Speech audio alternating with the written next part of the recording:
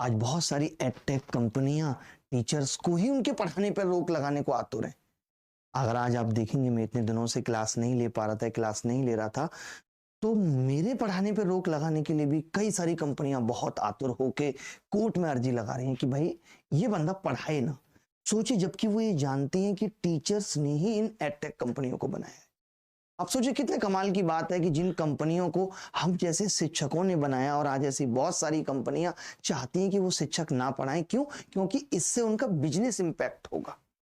और वो लोग कोर्ट में अर्जियां लगा देते हैं कि नहीं नहीं भाई, इनको पढ़ाने से रोक दो। कितने कमाल की बात है कि यहाँ कोई लाखों बच्चों के भविष्य की फिक्र नहीं कर रहा, सबको अपने बिजनेस की पड़ी है। किसी को फर्क नहीं पड़ता कि एक बच्चे का 1 साल खराब हो जाएगा। अब अगर मैं ही आज 40 दिनों तक यूट्यूब पे 45 दिनों तक नहीं पढ़ाने आ रहा हूँ, कितने सारे बच्चे तो इफेक्ट हो ही रहे होंगे। हर बच्चा कोर्स नहीं खरीद सकता, हर बच्चे के पास पैसे नहीं है। गांव दूर दराज देशों में कितने ऐसे बच्चे हैं जो सिर्फ मुझ पे डिपेंड है।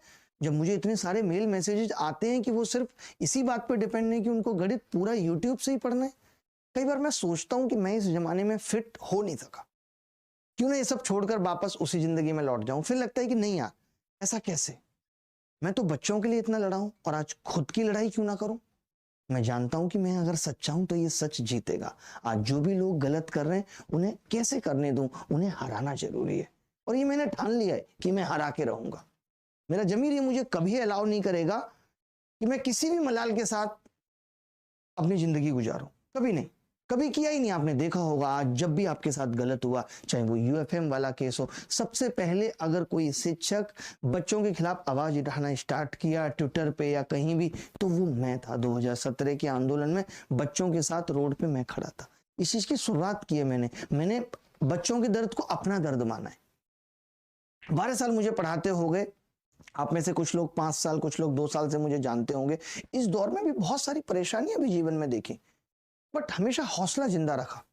इतने सालों में भी आपने देखा नहीं होगा, कभी नहीं मैं चाहता कि मैं अपनी मुश्किलों को कभी आपके सामने लाऊं, आपकी पढ़ाई पे इससे फर्क आए, क्योंकि आप मुझे प्यार करते हैं। मैं नहीं चाहता कि आपको कोई दुख जरा सा भी मेरी वजह से हो। इतने दिनों से मैं किन मुश्किलों में था, या पिछले 1 साल से भी इतनी मुश्किलों में था, मैं दबा लिया उन सबको, और उन सबको दबा के मैंने आपके सामने हंसा है, और आपको हंसाया है, मोटिवेट किया है। क्योंकि मैं कभी नहीं चाहता कि कोई भी ऐसी मुश्किल जो मेरा हौसला तोड़ दे और उससे आपको फर्क पड़े। मुझे आपके हौसले को भी तो जिंदा रखना है, क्योंकि मुश्किलों से जब तक हो सके मुझे लगता है अकेले लड़ना चाहिए, क्योंकि उसके बाद जो जीत का अवार्ड है ना, उसका स्वाद अलग है। और इसलिए मैंने अपनी लड़ाई हमेशा अकेले लड़ी है। हमेशा मुझे लगता है कि नहीं यार, मैं जीतूंगा। जब भी मुझे लगा जीवन में मैं हार रहा हूं, मैंने खुद का कंधा थपथपाया कि नहीं यार, मैं जीतूंगा यहां से भी। अगर मैं सही हूं, अगर मेरे अंदर ईमानदारी है, तो मुझे कोई नहीं हरा सकता। बस इतना जरूर कहूंगा कि ऐसे लोगों का फेस जरूर उजागर होना चाहिए जो लोग ये कर रहे हैं।